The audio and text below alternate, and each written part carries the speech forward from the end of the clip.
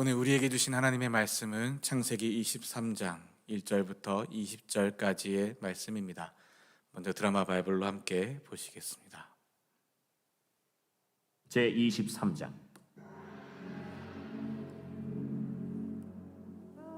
사라가 127세를 살았으니 이것이 곧 사라가 누린 햇수라.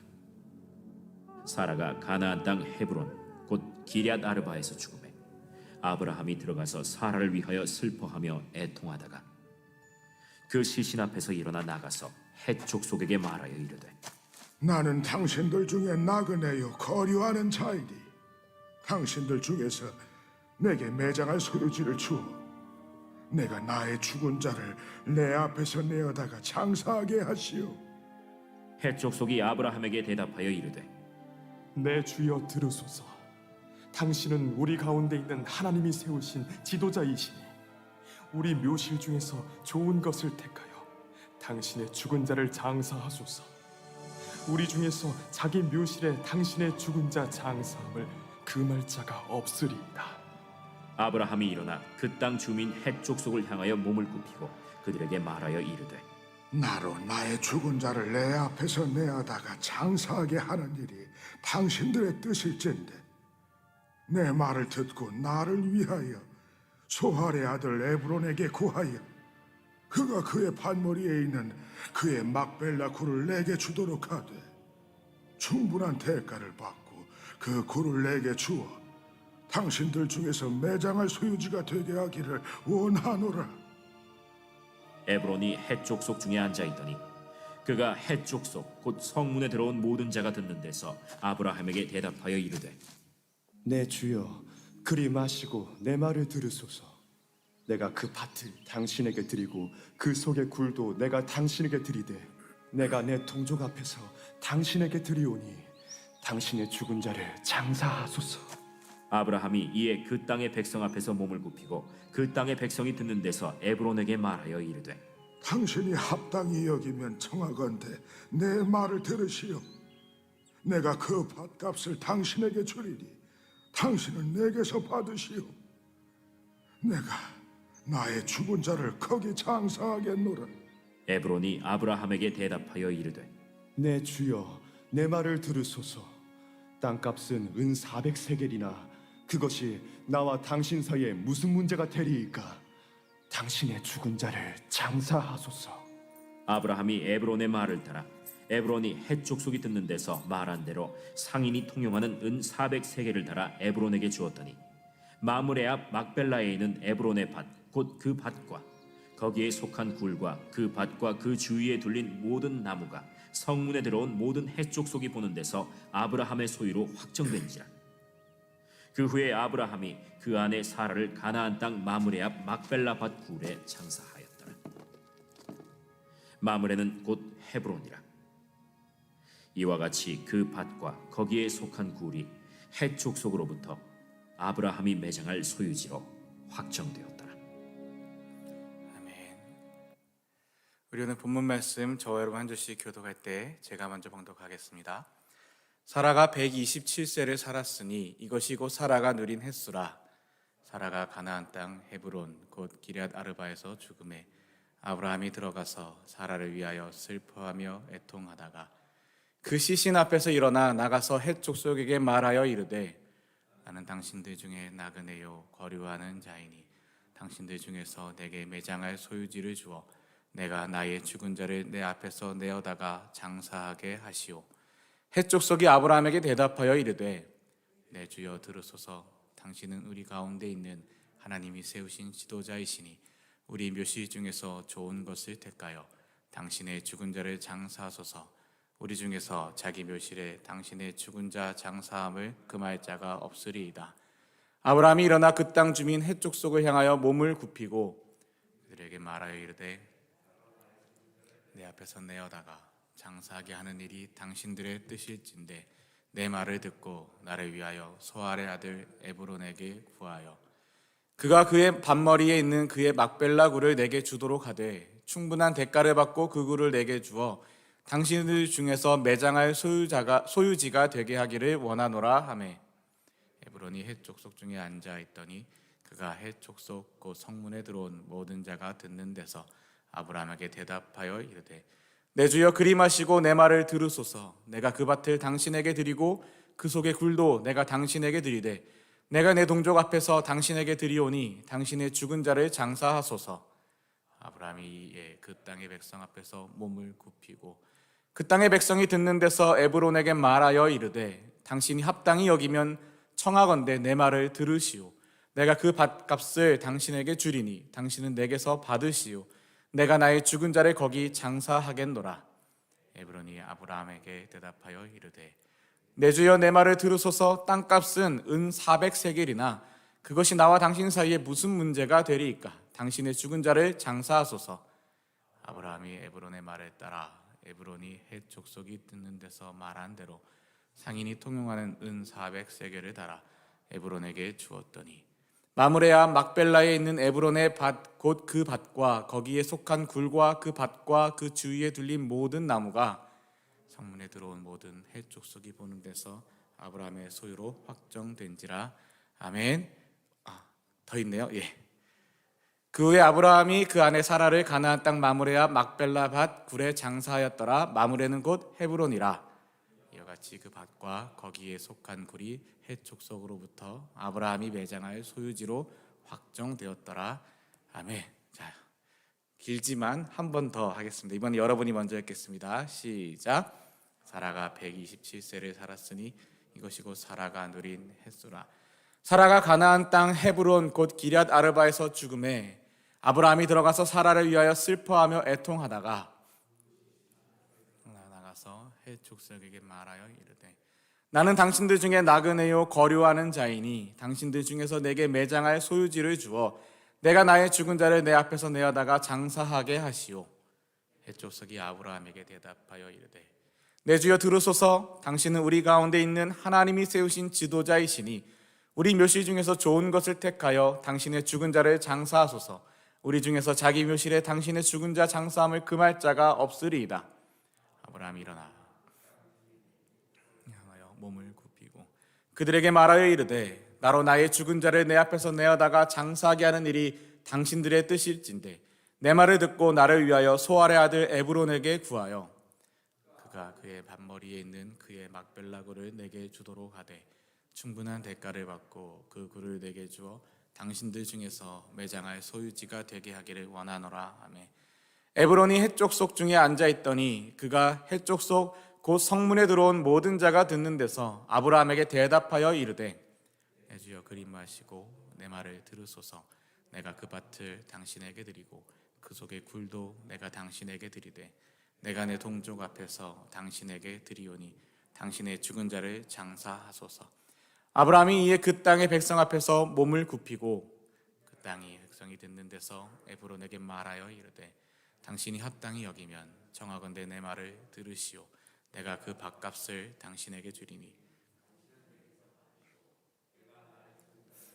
장사하겠노라. 에브론이 아브라함에게 대답하여 이르되 내 주여 내 말을 들으소서. 땅값은 은 400세겔이나 그것이 나와 당신 사이에 무슨 문제가 되리이까? 당신의 죽은 자를 장사하소서.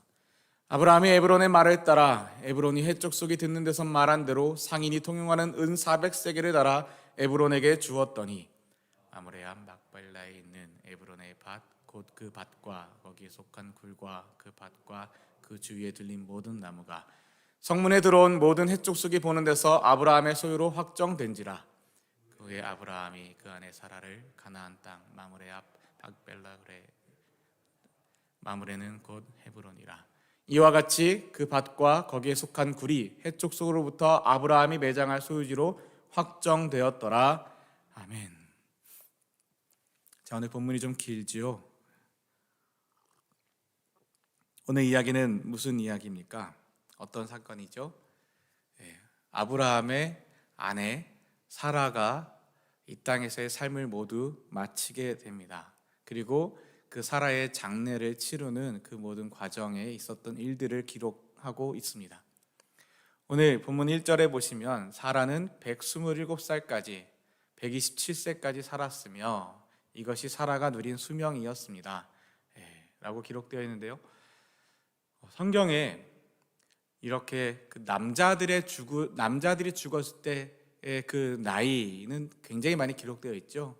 누가 누구를 낳고 몇 세까지 살았고, 또 이런 이야기, 아브라함이 죽는 이야기, 뭐 누가 죽는 이야기, 몇 살 이런 이야기는 참 많습니다. 그런데 과연 성경에 여성이 여자가 죽을 때의 나이를 기록한 게 몇 명이나 될까요? 생각해 보신 적 있나요? 꽤 유명한 여자분이라고 하면, 뭐 대표적인 여자분을 하면 이제 예수님의 어머니 마리아가 돌아가실 때 몇 살이었을까요? 아십니까? 몇 장에 기록되어 있죠? 모르시나요? 모르는 게 정상입니다. 기록이 안 돼 있으니까요. 성경 전체에서 여자가 죽었을 때 몇 살이었다라는 기록된 건 사라가 유일합니다. 이 사라의 죽는 나이가 유일하게 기록되어 있고요. 더군다나 죽었을 때의 나이, 이제 죽는 나이 127세뿐만이 아니라 어디서 죽는지 그 장소까지도 나와 있습니다. 사라는 가나안 땅 기럇 아르바 곧 헤브론에서 죽었습니다. 이 삶을 마감할 때, 이 땅에서 삶을 마칠 때 그 나이와 그 장소까지 기록되어 있는 유일한 분이 바로 이 사라입니다. 여러분, 그러면 이 나이를 생각해 봤을 때 지금 이게 아브라함이 이 가나안 땅에 들어와서 산 지 몇 년 정도 된 후에 이제 사라가 죽는 걸까요? 사라와 아브라함의 나이 차이가 대략 10살 정도 차이 나지 않습니까? 아브라함이 75세에 하나님의 명령을 받고 하나님의 언약을 받고 떠나서 가나안 땅으로 오지 않습니까? 그때 75세에 떠나왔으면 사라는 65세 정도 됐겠죠. 근데 지금 127세라고 합니다. 그러면 대략 62년 정도가 지났으니까 떠나서 가나안 땅까지 오는 그 시간들 뭐 대충 계산해 봐도 대략 60여 년을 가나안 땅에서 살았습니다. 사라만 60여 년을 가나안 땅에 살았습니까? 아니요. 아브라함도 60여 년을 가나안 땅에서 살았습니다. 가나안 땅에서 살았고, 자, 또 하나 이 나이로 추측해 볼 수 있는 거, 사라가 127세였습니다. 그러면 이삭은 몇 살이었을까요? 그렇죠. 37세, 90세에 낳았으니까 이삭의 나이는 어머니가 돌아가셨을 때 이삭의 나이가 37살이었습니다. 37살에 어머니 사라가 돌아가신 거죠. 이렇게 127세. 그런데 안타까운 게 하나 또 있습니다. 오늘 본문의 말씀을 가지고 이제 내일 이어지는 본문 말씀까지 보시면, 지금까지 나왔던 이야기들을 생각해 보시면, 하나님이 아브라함과 사라에게 뭐라고 말씀하셨습니까? 뭐라고 약속했습니까? 너의 자손으로 큰 민족을 이루겠다. 너의 아들로 큰 민족을 이루겠다 말씀하셨죠. 근데 정말 그 25년을 기다려도 아이가 생기지 않아서, 24년을 기다려도, 25년을 기다려도 결국 하나님 앞에서 막 웃고 하는 일, 어떻게 이게 가능하냐 막 이랬던 일들이 있고, 결국 하나님의 말씀대로 아이를 낳지 않았습니까? 그럼 뭘 기대했을까요?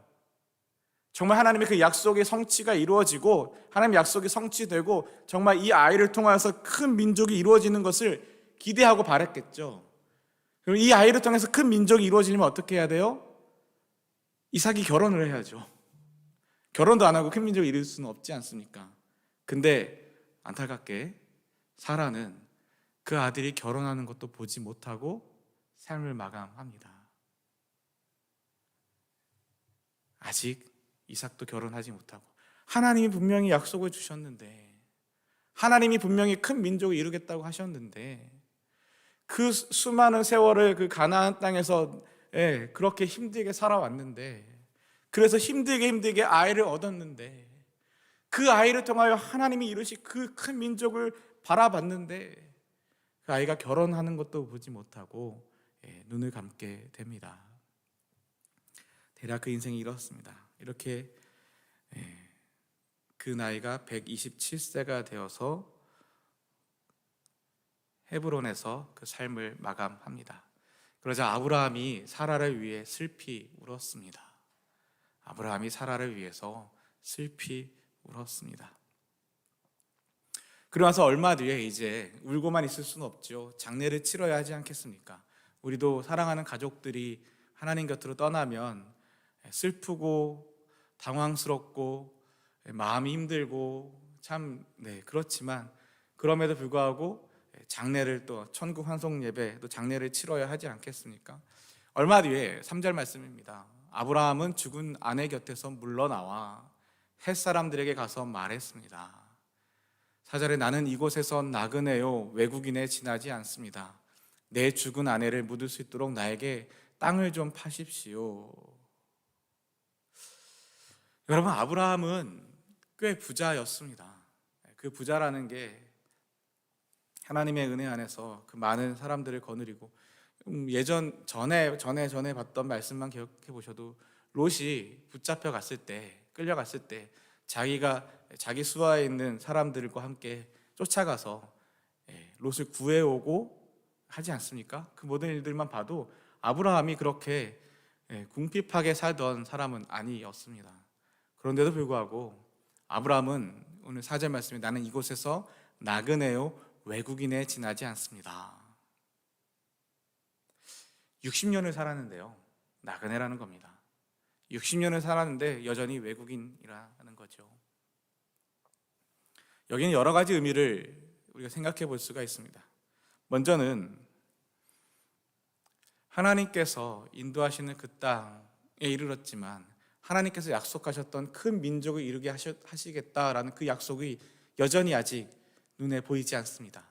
아들은 주셨지만 아들이 아직 결혼하지도 않았고 그 자손이 큰 민족을 이루지도 않았기에 여전히 아브라함에게는 나그네 인생일 수밖에 없었던 것이죠. 또 하나, 그 당시의 문화, 그 당시의 풍습에 따르면 이스라엘은 요즘도 여전히 그러는 것 같지만 그 당시 중동 지역에서는 자기 민족, 자기 족속, 자기 부족이 아닌 다른 부족, 다른 민족, 다른 족속의 사람들에게 땅을 함부로 내주지 않습니다. 함부로 팔지 않습니다. 빌려줄 수는 있습니다. 그 땅에 머물게 할 수는 있습니다. 그 땅에서 농경을 하고 그 땅에서 양을 치고 그 땅에서 먹고 살게는 할 수 있습니다. 그런데 그 땅의 소유권을 넘겨주지는 않습니다. 왜요? 땅은 그 민족의 기반이기 때문에 하나님께서 이스라엘에게도 땅을 이방인에게 팔지 말라고 하셨던 것처럼 그 중동 지역에서는 땅을 넘겨주지 않습니다. 우리나라는 다른가요? 조선시대 그 이전 시대에 보면 땅을 함부로 하지 않고 함부로 팔지 않고 잘 보존했던 것을 우리는 알고 있습니다. 그러하기에 아브라함이 소유가 많았든지 양이 많았든지 뭐가 많았든지 간에 아브라함은 여전히 그 땅에서 자신의 소유하는 땅이 없는 나그네, 그리고 자신이 나왔던 그 민족과는 다른 이방 민족 간에 있는 그 안에 있는 외국인이라는 거죠. 오늘 이 부분을 보면서 예전에 여러분 그거 아시나요? 여러분들은 이미 미국에 오신 지가 꽤 오래되셔서 이제 향수병이라는 게 별로 없으신가요? 잘 모르겠습니다. 이제 한참 오래되시면 연세가 드시면 다시 향수병이 생겨서 고향으로 돌아가시고 싶으신지는 잘 모르겠지만 제가 보통 이제 미국으로 처음 이민을 오게 되면 사람들이 하는 말이 3년과 5년이 고비다라고 얘기를 해요. 3년째 됐을 때 향수병이 한번 확 오고 그때 그것이 제대로 해결이 안 되면 5년 차에 다시 또 큰 향수병이 온다라는 이야기를 합니다. 돌아가고 싶은 마음. 저도 그랬거든요. 저는 그 얘기를 처음 오자마자 그 얘기를 듣고서 그럴 리가 있나 했는데 3년 정도 됐을 때, 미국 온 지 3년 정도 됐을 때 정말 많이 한국으로 돌아가고 싶은 마음이 있어서 힘들었던 적이 있습니다. 그런데 이제 그때 그 선배 목사님이, 저보다 나이가 꽤 많으신 선배 목사님이 저에게 이런 얘기를 해주셨어요. 한국을 한번 떠나면 평생 나그네다. 아니 왜 평생 나그네예요? 한국이 우리 고향이고 집이 있는데 왜 나그네예요? 그랬더니 하시는 말씀이 미국에서 3년, 5년, 10년 살다 보면 여전히 미국에서도 나그네고 이민 1세대인 우리는 어쩔 수 없이 미국에서 나그네일 뿐이다. 심지어 이민 2세대, 우리 2세들, 3세들 돼도 그들이 한국말을 못 쓰고 영어밖에 쓰지 못해도 이 미국 사회 속에서 여전히 외국인, 여전히 나그네, 여전히 소수인종으로 취급받는, 우리는 한번 한국을 떠나면 나그네다. 그럼 한국 돌아가면 되잖아요. 그랬더니 아니, 한국 돌아가도 나그네야. 그래서 왜요? 그랬더니 여기 미국에서의 삶을 어느 정도 몸에 배면 한국 가면 또 다르기 때문에 얼굴은 똑같고 말은 똑같은 언어를 쓰지만 몸에 익힌 습관과 생활이 다른, 여전히 정착할 수 없는 나그네가 된다. 그래서 한번 떠나면 평생 나그네야 라고 하셨습니다. 근데 그 말이 맞는 것 같아요. 미국에서의 삶이, 나그네의 삶이 너무 고단해서 이방인으로서, 외국인으로서의 삶이 힘들어서 한국에 한 번씩 방문을 하게 되면 빨리 가고 싶다, 돌아가야겠구나, 분명 여기가 고향인데 다시 미국으로 가야겠구나 라는 생각이 들 때가 많습니다. 그런 생각이 문득 났어요. 그러면서 아브라함은 어땠을까?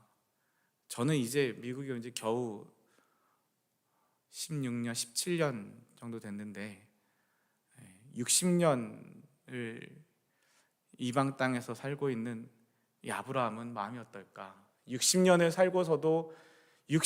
살고서도 나는 나그네요, 외국인일 뿐입니다 라고 말하는 이 아브라함의 삶은 얼마나 고단했을까?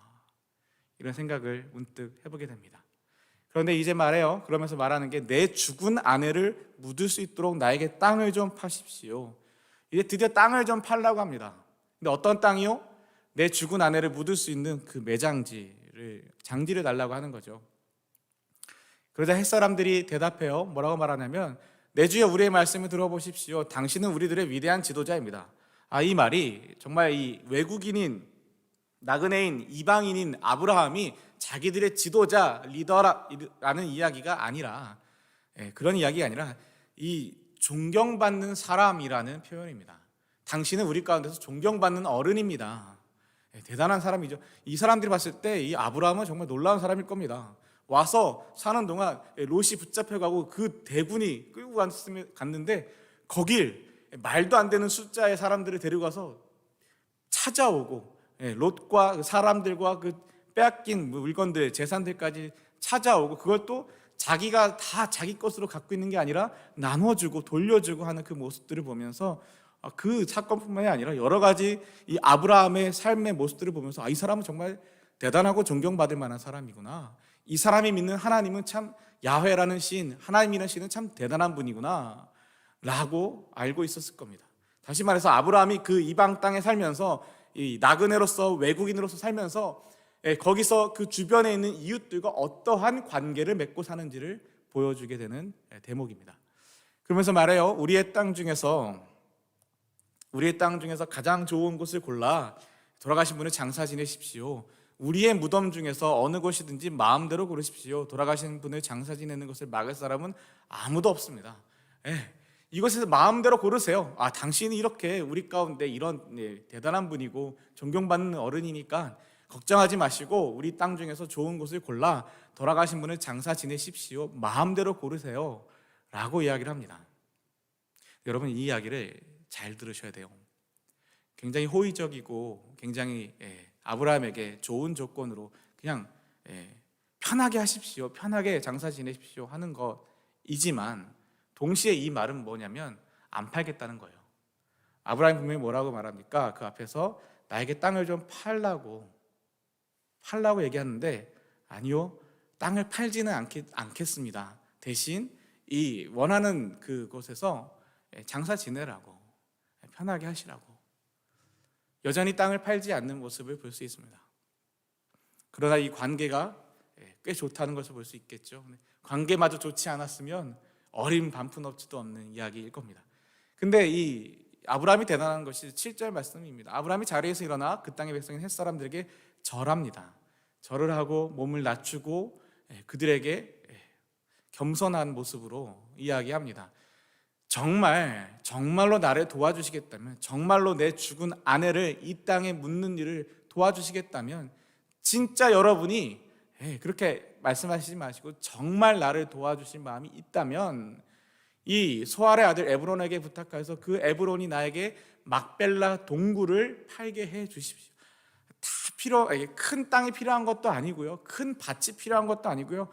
그 에브론이 가지고 있는 그 밭의 끄트머리에 있는, 밭 전체가 아니라 밭의 끄트머리에 있는 저 동굴 하나, 그저 장지, 묘지 하나, 그 동굴 하나를, 동굴만 나에게 팔게 해달라고.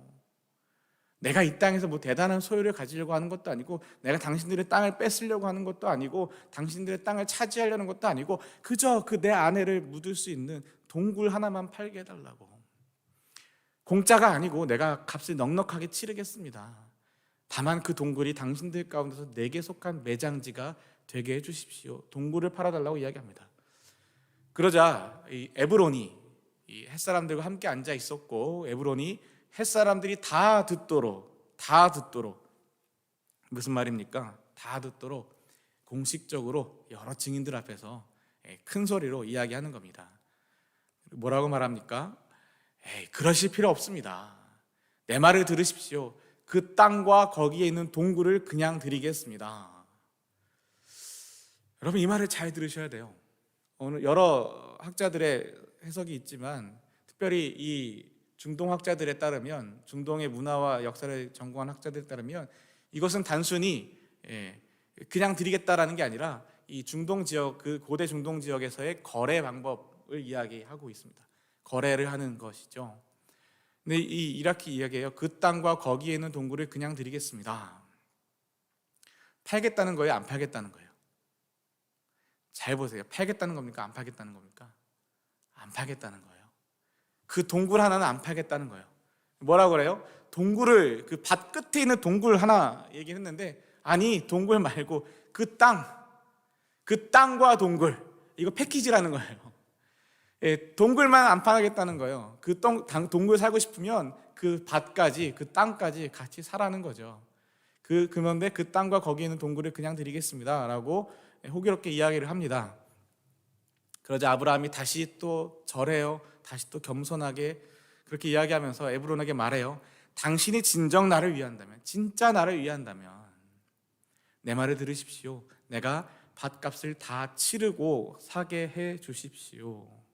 밭값을 다 치르고 사게 해 주십시오. 내 돈을 받으십시오 라고 이야기를 합니다. 그러자 에브론이 이렇게 이야기하죠. 그 땅을 값으로 치면 은 400세겔은 되지만, 여러분, 동굴이 아니에요. 동굴이 아닙니다. 땅과 그 땅에 속해 있는 동굴, 은 400세겔이라고 합니다. 은 400세겔이 얼마인지 우리는 감이 잘 안 오지만, 그냥 쉽게 생각해 보면 바가지에 바가지입니다. 말도 안 되는 바가지예요. 왜 이렇게 바가지를 씌울까요? 엄청난 바가지를 씌울까요? 나그네잖아요. 이방인입니다. 외국인입니다.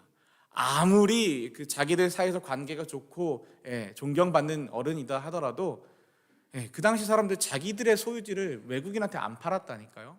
안 판답니다. 그러니 은 400세겔을 불러버리는 겁니다.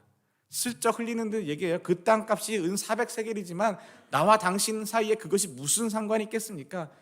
그냥 하십시오. 근데 이 말은 그냥 공짜로 가지라는 게 아니라 이거 사고 싶으면 400세겔 내라, 이 이야기예요. 그런데 어떻게 합니까? 아브라함이 햇사람들이 보는 앞에서 에브론이 말한 그 은 400세겔을 장사하는 사람들의 계산 방식에 따라 이제 드디어 거래가, 딜이 이루어지는 겁니다. 사기가 아니라 뭐죠?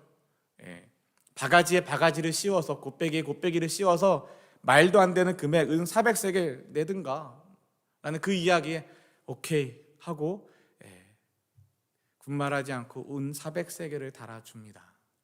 그리고 비로소 이렇게 그 땅이, 그 굴이 아브라함에게 소유로 되게 됩니다. 17절, 이렇게 해서 마므레 동쪽의 막벨라에 있는 에브론의 밭이 팔렸습니다.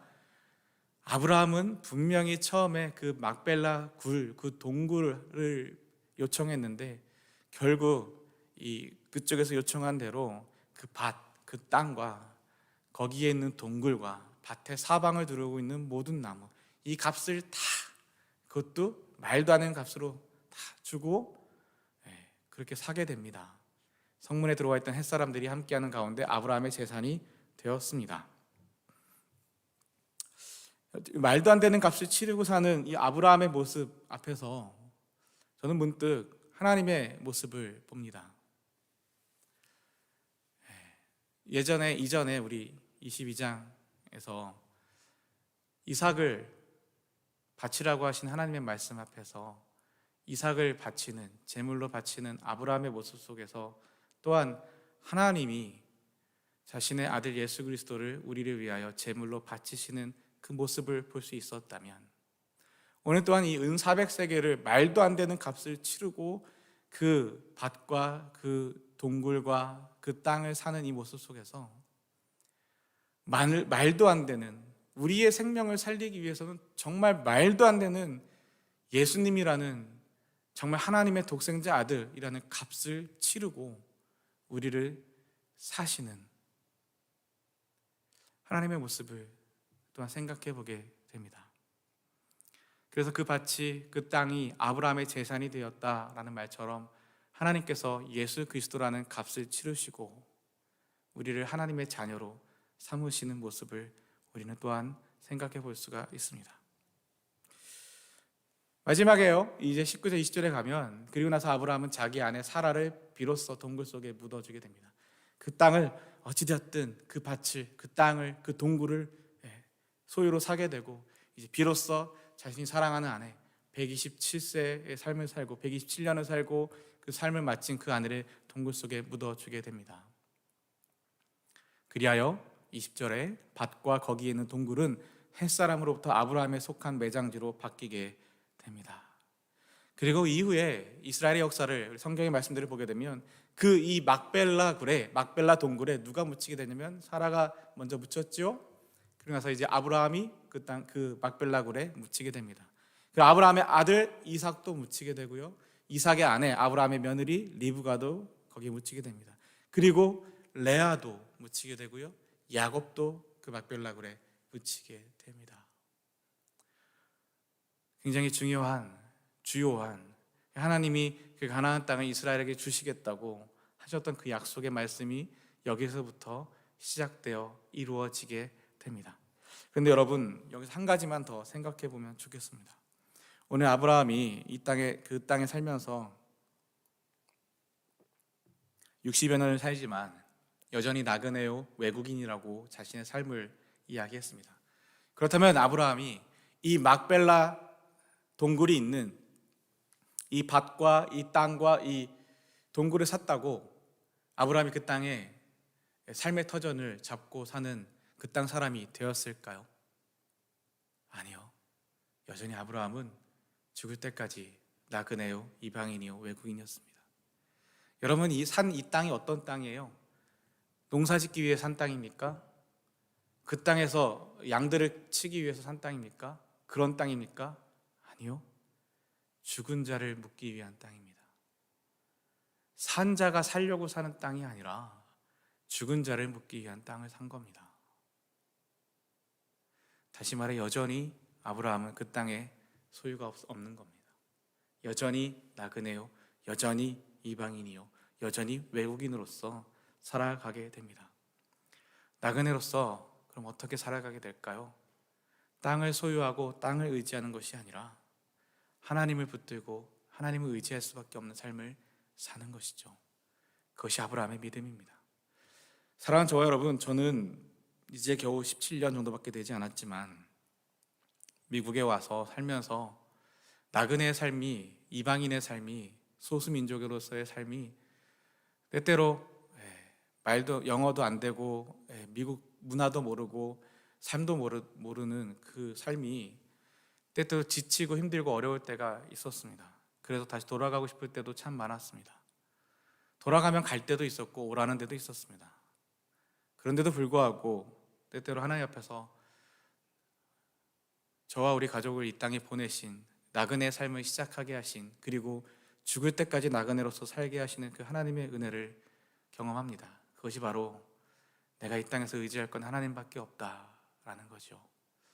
내가 내 고향, 내 자라온 그 터전에 살았다면 내가 믿을 만한 다른 것들이 있었겠지만 하나님께서 떠나보내시고 나그네로서의 삶을 살게 하시니 의지할 것은 하나님밖에 없다라는 겁니다.